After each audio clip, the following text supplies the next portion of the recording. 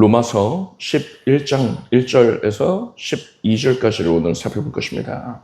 바울은 이스라엘 민족이 하나님의 선민으로 거룩하게 택함받아 크나큰 은혜를 허락받았는데 메시아를 대적하고 죽이기까지 하고 하나님의 백성들, 교회를 핍박함으로써 선민의 지위를 상실했음을 말했습니다. 그리고 그 은혜가 이방인에게 흘러갔다 했죠. 그러면 하나님께서 이스라엘을 완전히 버리신 겁니까? 이제 이스라엘에게는 희망이 없는 겁니까? 바울은 그것이 아니다 라고 말하면서 이에 대한 하나님의 놀라운 섭리를 증거하고 있습니다. 그러한 내용을 우리가 살펴보는 것입니다. 1절에서부터 6절까지를 함께 읽겠습니다. 그러므로 내가 말하노니 하나님이 자기 백성을 버리셨느뇨? 그럴 수 없느니라. 나도 이스라엘인이요 아브라함의 씨에서 난 자요 베냐민 지파라.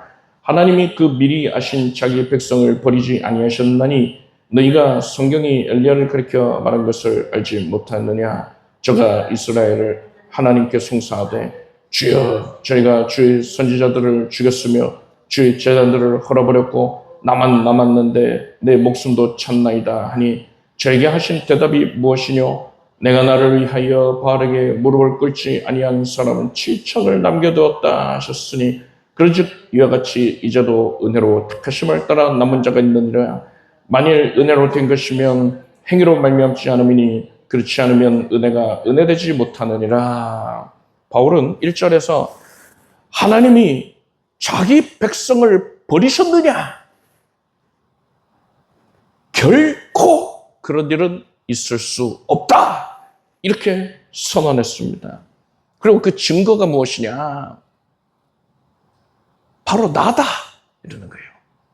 나는 이스라엘 사람이고 아브라함의 후손이고 베냐민 지파 사람이다. 그랬어요. 바울이 지금 자기 혈통 자랑하는 거 아니에요. 바울이 내가 이스라엘 사람이야 이렇게 말한 데는 그 이유가 있습니다. 바울은 디모데전서 1장에서 자신이 회방자요, 핍박자요, 포행자다라고 말했습니다.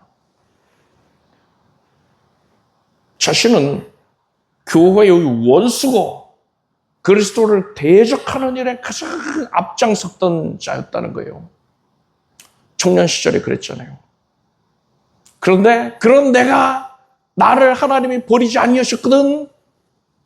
하나님이 나를 불쌍히 여기셨어. 나를 구원해 주시고 다메섹 도산에서 만나서 나를 구원해 주시고 나에게 이방인의 사도로서의 사명을 맡기지 아니하셨느냐. 그런데 그런 내가 바로 이스라엘 사람이다. 이거예요. 하나님께서 이스라엘을 완전히 버리셨으면 바울에도 은혜 안 내리셨을 거 아니에요. 근데 바울이 그토록 흉악한 죄를 저질렀는데도 하나님이 버리지 아니하셨다. 이것을 볼 때 내가 이스라엘 사람인 거로 하나님이 이스라엘을 버리시지 않은 게 분명하다. 이렇게 말하고 있는 겁니다. 바울은 2절에서 하나님이 그 미리 아신 자기 백성을 버리지 아니하셨나니 라고 했습니다. 여기서 미리 아셨다라고 했는데 이것은 단순히 미래에 누가 예수 그리스도를 믿을지를 하나님이 내다보셨다, 예측하셨다 이런 의미가 아니에요. 성경에서 미리 안다는 것은요. 제가 누차 말씀드리지만은 그 기노스코라는 이 단어가 그냥 뭐 내가 누구 연예인 알아? 누구 정치인 알아? 알죠. 신문 보니까, 신문에 나오니까. 그렇게 그런 식으로 지식적으로 안다 이런 의미가 아니에요. 성경에서 말하는 이 안다는 인격적으로 교류하고 있다는 겁니다. 관계적인 의미를 갖는 거예요. 예레미야 1장 5절에서 하나님은 내가 너를 모태에 짓기 전에 너를 알았다 하셨어요. 엄마 뱃속에서 그 배아 상태로서 태아의 모습으로 그것을 갖춰지기도 전에 그러한 물질적인 부분에 있어서, 육체적인 부분에 있어서 형성되기도 전에 하나님은 아셨다. 나를 깊이 관계적으로 알고 계셨다라는 겁니다. 참 신비에 속한 부분이죠.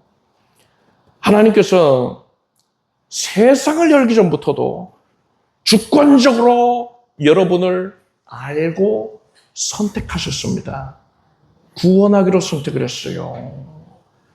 그리고 오늘날 하나님께서는 여러분을 사랑의 교제의 자리로 초청을 하고 계시는 것입니다.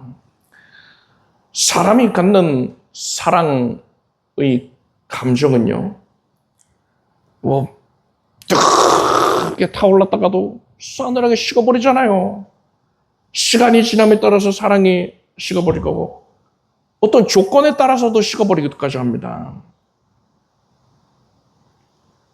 그렇지만 하나님의 사랑은 그렇지 않다는 거예요.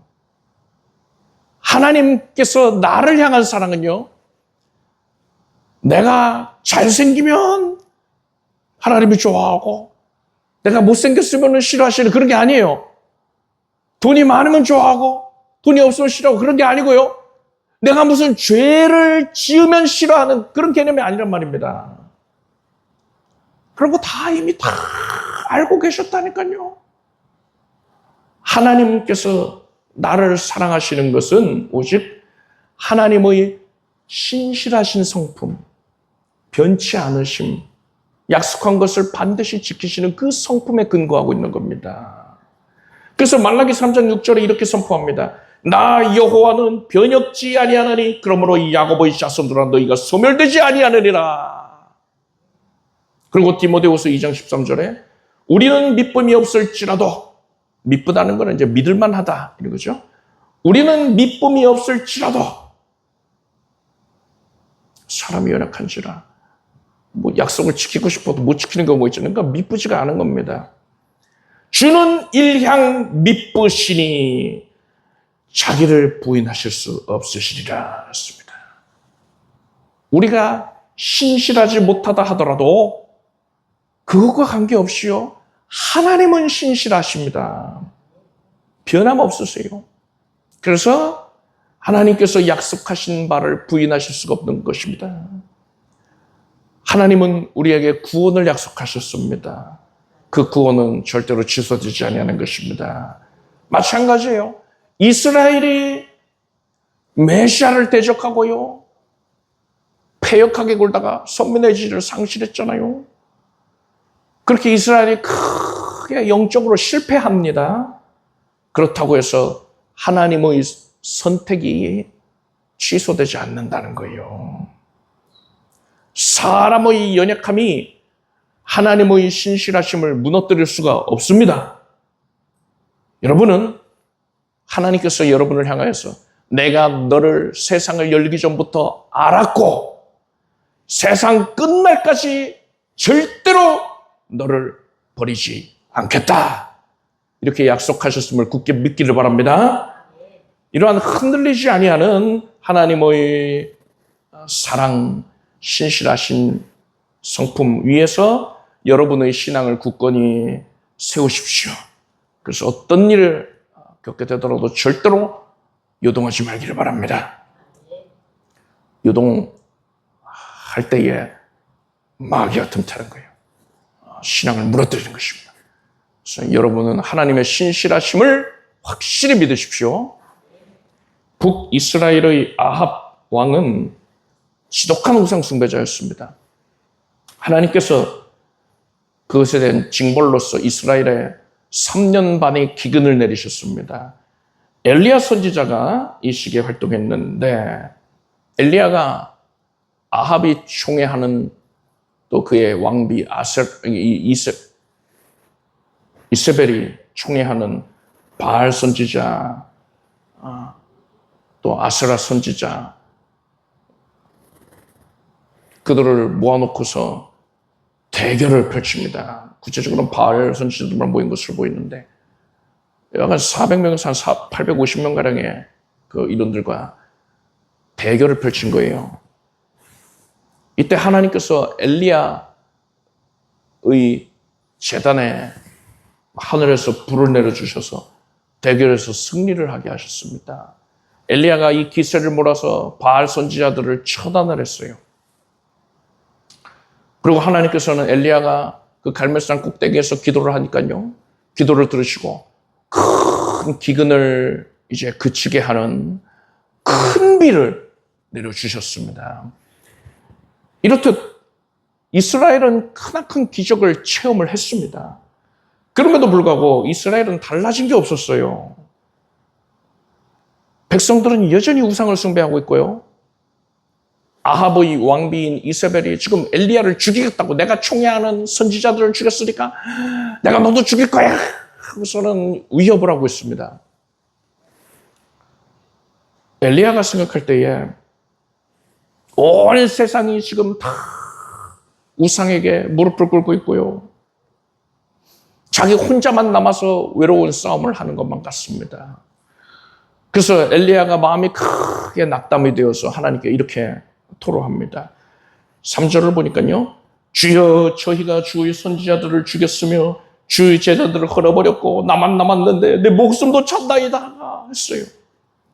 나 혼자 남았어요, 이겁니다. 그래서 하나님께서 이렇게 말씀하십니다. 4절을 보니까요, 내가 나를 위하여 바알에게 무릎을 꿇지 아니한 사람 7천을 남겨두었다 하셨습니다. 여기서 중요한 대목이 있죠. 내가 남겨두었다. 하나님께서 내가 남겨뒀다 그러셨습니다. 이 7천 명이 바알에게 무릎을 꿇지 않냐고 신실하게 하나님을 섬기는 자들인데, 하나님의 사람들인데, 이 사람들이 자기 힘과 자기 의지로 그들의 믿음을 지켜냈던 게 아니에요. 전적으로 하나님께서 하나님의 주권으로 말미암아서 그들을 보존하시고 남겨두셨다라는 겁니다. 이것이 바로 성경에서 말하는 남은 자 사상의 핵심입니다. 여러분, 세상이 아무리 어두워 보여도요, 하나님의 구원의 역사는 절대로 끊어지지 않습니다. 하나님께서는 언제나 주권적인 은혜로 매 시대마다 하나님의 사람들, 복음을 전수할 사람들, 전달할 사람들을 항상 남겨두시고 보존하시는 것입니다. 이렇듯 바울은 하나님께서 매 시대마다 하나님의 사람들을 남겨두시는 이 원리, 남은 자 사상에 대해서 말하고는 5절을 보니까요, 그런즉 이와 같이 이제도 은혜로 택하심을 따라 남은 자가 있느니라 했습니다. 지금도 당연하게 남은 자가 있다라고 한 거예요. 이 말씀은 1차적으로요, 무슨 뜻이냐? 이스라엘이 선민의 지를 상실했잖아요. 그 은혜가 거두어졌잖아요. 그런데 이스라엘 가운데 남은 자가 있다라는 겁니다. 이스라엘이 패역하게 굴어서 선민의 지를 하나님께서 거두셨지만, 이방인들에게 주셨지만, 이스라엘을 완전히 버리신 게 아니라 하나님께서는 이스라엘 가운데 각별히 섭리하셔서 그들 가운데 예수 그리스도를 구세주로 믿는 자들을 두셨다는 거예요. 강권적인 은혜로 남겨두셨다는 겁니다. 제대로 하나님 섬기는 자들을 두셨다는 겁니다. 그들이 누굽니까? 대표적으로 12사도가 있죠. 그리고 예루살렘 교회의 성도들을 둘 수 있습니다. 그리고 예루살렘 교회에 큰 박해가 있으니까 세계 각지로 성도들이 흩어졌잖아요. 그리고 사도들과 또 그들 도망친 성도들, 그들이 세계 각 지역에서 교회를 세우지 않았습니까? 그렇게 세워진 초대교회 내에 유대인들이 많이 있었어요. 세계 각 지역에 교회들의 유대인들이 있었단 말입니다. 이스라엘 자손인데 하나님을 제대로 섬기는 자들, 예수 믿는 자들, 그들이 바로 이스라엘의 남은 자였던 겁니다. 그리고 이 9절, 이제도 은혜로 택하심을 따라 남은 자가 있느니라, 이 말씀은요, 바로 오늘날의 우리들을 향한 말씀이기도 합니다. 예언의 말씀인 거예요. 우리들을 바라보고 예언이 담겨 있는 말씀이다라고 이해할 수 있습니다. 오늘날은 마귀가 자기 때가 얼마 남지 않았다는 것을 알기 때문에 발악을 하고 있어요. 그 어느 때보다도 발악을 합니다. 한 심령이라도 더 지옥 백성 되게 하려고 애를 쓰고 있어요. 세상에 악이 더해지고 있습니다. 실감이 나잖아요, 여러분. 십수년 전과 비교할 때 여러분 오늘날에 우리 사회 보면 악이 무성하지 않습니까? 대표적으로요. 여러분 세상의 재판정에서 내려지는 판결을 보십시오. 예전에 갸우뚱할 그런 판결도 그렇게 많지 않았어요. 어떻게 저런 판결을 내리지? 이런 생각 하지 않았어요. 아, 역시 많이 배운 판사들은 다르구나. 그래. 그렇게 잘못한 사람들 벌 주고 그렇지 않은 사람들을 구해줘야지. 이렇게 납득가는 판결들이 많았는데 오늘날의 판사들의 대부분이 그릇된 사상에 오염이 되어 있고요. 또 미국 정보기관에서 분석한 바에 의하면 중국에서 그렇게 돈을 받아 먹었다고 하지 않습니까? 언젠가는 그것이 밝혀지길 바라죠, 우리들이. 근데 여하간 그릇된 사상에 오염이 되어 있거나 아니면 뭐 돈을 받아 먹었는지 아주 말도 안 되는 뭐 무도한 그런 판결들을 왕왕 내리고 있단 말이에요. 예전에 한두 사람이 그러면 그 사람 집중 포화를 맞았는데 지금 다 그러니까 당연해 보여요. 사회적으로 그냥 양심이 무뎌가지고요. 화인 맞은 것만 같습니다. 언론들이 거기에 또 동참을 하고 있잖아요. 언론들 또한 중국에서 그렇게 돈을 많이 받았다고 합니다. 빨리 좀 밝혀졌으면 좋겠어요. 그런 내용들이. 뭐 보수 언론들이라고 하는 그런 것들도 믿을 것이 없어요. 어떻게 하나같이 다 중국 공산당의 그런 영향을 받아서 그래야지. 온통 거짓으로 그냥 도배를 하고 있지 않습니까? 사람들의 눈을 멀게 하고 귀를 막고 있잖아요. 이렇듯 혼탁한 세상에 살고 있습니다. 왜 이렇다고요? 마지막 때라 그래요. 성경에 예언되어 있는 거예요. 마귀가 자기 날이 얼마 남지 않았으니까 발악을 해대고 있습니다. 예, 머리가 짓밟힌, 머리가 깨어진 뱀이 꼬리를 위협적으로 휘두르는 것과 같은 거예요. 지금은 그런 시점입니다. 이렇게 혼탁한 세상, 악이 무성한 세상을 우리가 살고 있지만 우리는 오늘날 예수 그리스도를 믿고 있습니다. 변함없이 믿고 있어요. 그래서 오늘 수요일에도 이곳 하나님의 전에 모여서 예수 그리스도를 주로 고백하며 예배하고 있지 않습니까? 이것은 우리가 다른 사람들보다 뭐 의지가 특별해서 그런 게 아니에요. 더 선해서 도덕적으로 우월해서 이렇게 모여서 예배하고 있는 게 아닙니다. 보이지 아니하는 하나님의 손길이, 하나님의 은혜가 우리를 붙잡고 계시기 때문인 겁니다. 그래서 이 시대에 우리가 남은 자가 되게 해주시는 은혜를 우리는 누리고 있는 거예요. 옛적에 하나님께서 엘리야의 시대에 믿는 자 7,000명을 남기신 것처럼, 그리고 바울의 시대에도 이스라엘 가운데에 믿는 자를 남기신 것처럼 오늘날도 하나님께서 주권적으로 우리를 택하셔서 믿음을 지켜주고 계시다는 사실을 여러분 아시길 바랍니다.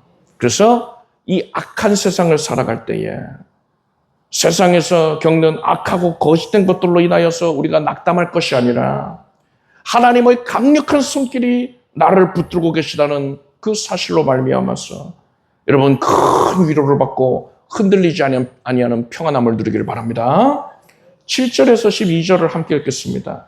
그런즉 어떠하뇨? 이스라엘이 구하는 그것을 얻지 못하고 오직 택하심을 입은 자는 얻었고 그 남은 자들은 완악해졌느니라. 기록된 바 하나님이 오늘날까지 저희에게 혼미한 심령과 보지 못할 눈과 듣지 못할 귀를 주셨다 함과 같으니라. 또 다윗이 가로되 저희 밥상이 올모와 덫과 거치는 것과 보응이 되게 하옵시고 저희 눈은 흐려 보지 못하고 저희 등은 항상 굳게 하옵소서 하였느니라.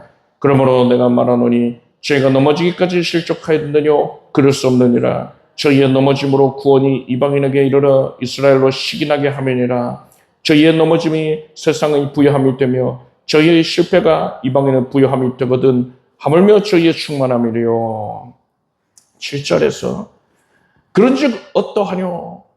이스라엘이 구하는 그것을 얻지 못하고 오직 택하심을 입은 자가 얻었고 그 남은 자들은 완악해졌느니라 했습니다. 앞에서는 남은 자가 좋은 거라면서요. 하나님의 특별한 은혜를 힘입어서 남은 자가 됐다면서요. 그런데 여기서 남은 자가 완악해졌다 하니까 어리둥절 할 수 있어요.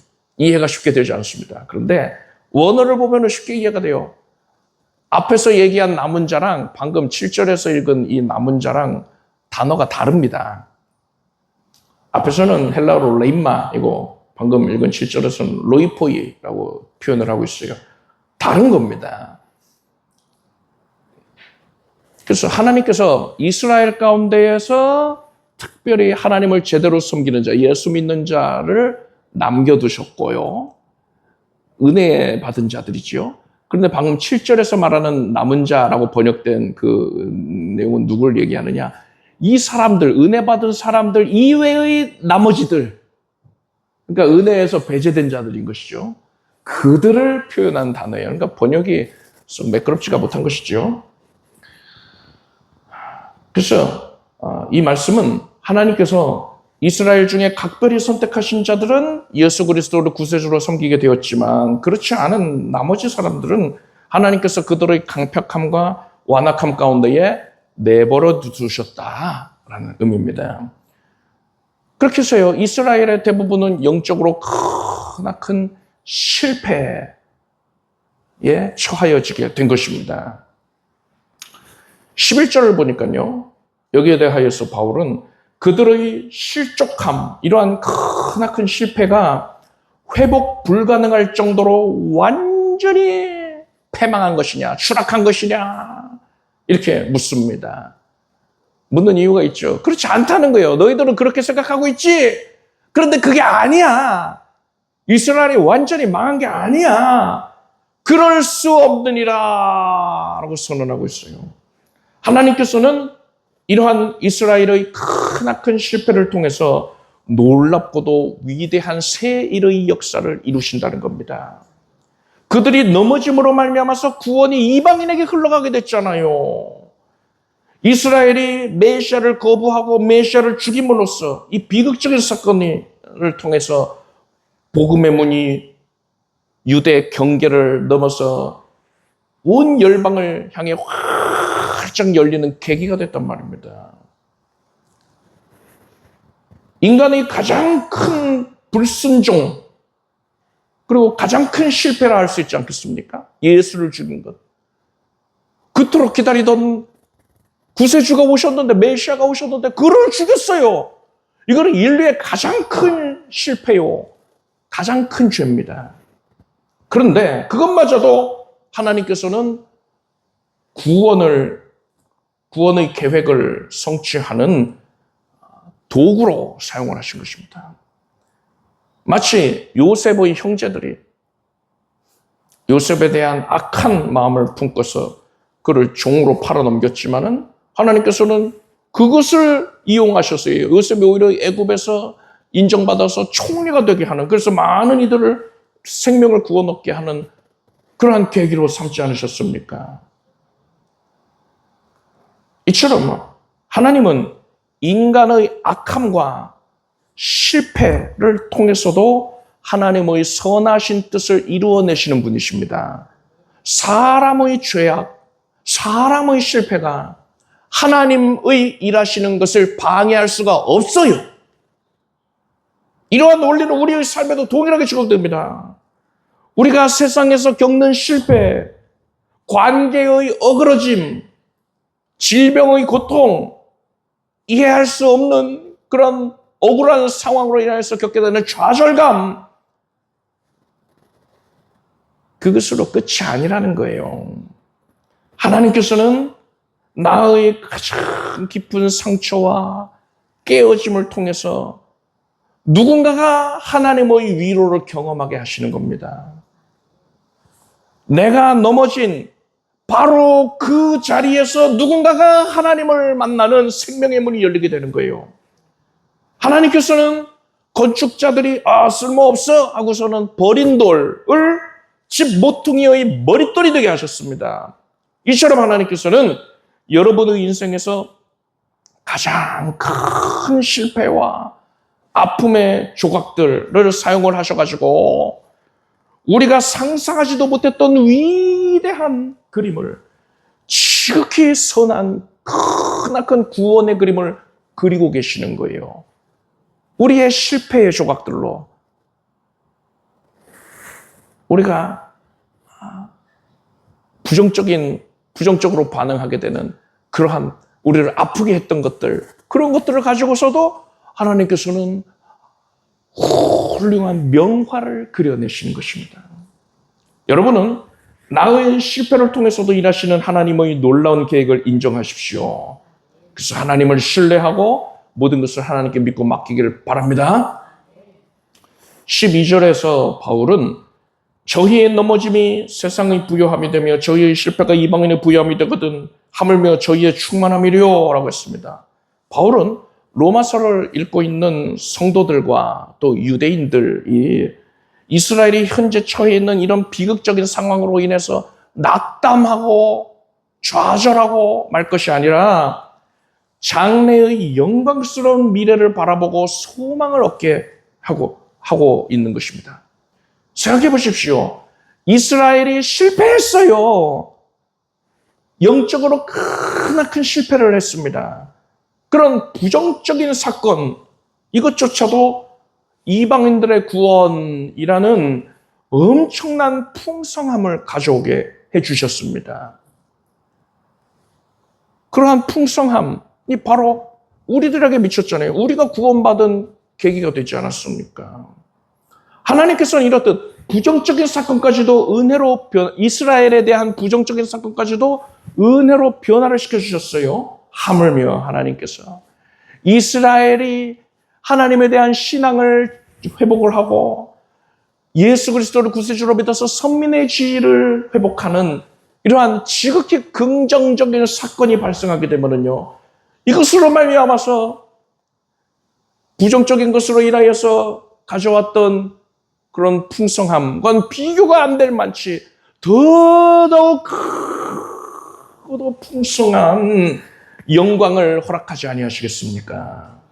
따라서 우리는 이스라엘 민족이 구약의 그 선민이었던 이스라엘 민족이 예수 그리스도께로 돌아오는 것을 기대해야 되는 거예요. 그것을 사모하고 그것을 위해서 힘써서 기도해야 되는 겁니다. 오늘날은 신약 시대니까 이스라엘 민족 뭐 필요 없지. 나랑 상관없지. 자기들이 뭐 중동 지역에서 전쟁을 하던, 뭐 휴전을 하던, 뭐 고생을 하던, 욕을 먹던, 나랑은 상관없는 일이야. 이렇게 생각할 게 아니라는 거예요. 그들이 하나님을 제대로 섬기게 되면 온 세상에 큰 부요가 임할 것이기 때문에, 복이 임할 것이기 때문에 우리는 그들이 예수 잘 믿기를 기대해야 되는 것입니다. 현재 이스라엘 사람들은요, 예수 그리스도를 메시아로 인정하지 않습니다. 스스로 메시아라고 주장하다가 실패한 인물, 이단의 괴수 정도로 여기고 있어요. 그리고 중세 시대 이후로 예수 믿는 기독교가 유대교를 크게 박해를 한 역사들이 왕왕 있었단 말입니다. 그래서 예수와 기독교에 대한 반감을 기본적으로 가지고 있습니다. 이들은 삼위일체에 대한 개념이 없어요.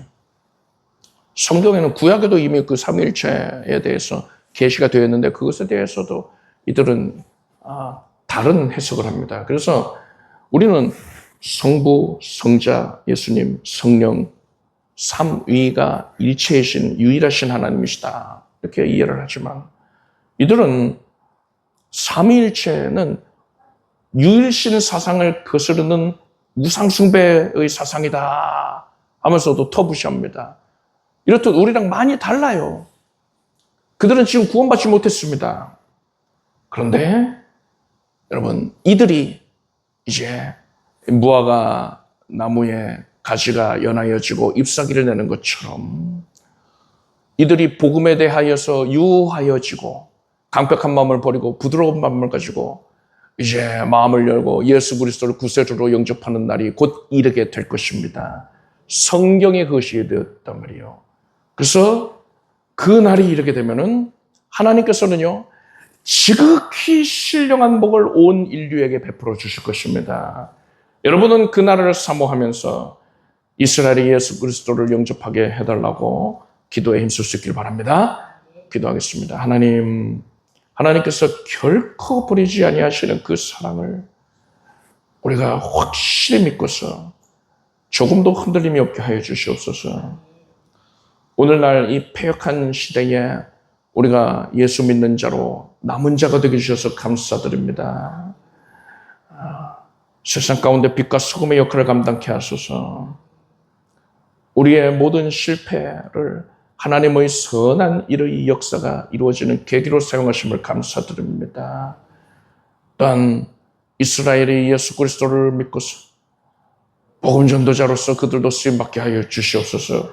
이것을 우리가 구합니다. 로 말미암아 그 언약이 성취될 때에 있을 크나큰 영화로움을 온 세상이 임할 신령한 복을 기대하오니 주여 이루어 주시옵소서. 예수님의 이름으로 기도드립나이다. 아멘. 모두 자리에서 일어나십시오. 가슴을 써놓고 아픔을 써놓고 기도하겠습니다. 하나님께서 그 신실하심으로 우리를 변함없이 지켜주시고 안위하여 주시는 것을 감사드립니다. 하나님의 언약하신 바는 우리의 삶 가운데에 반드시 성취됩니다. 믿습니다.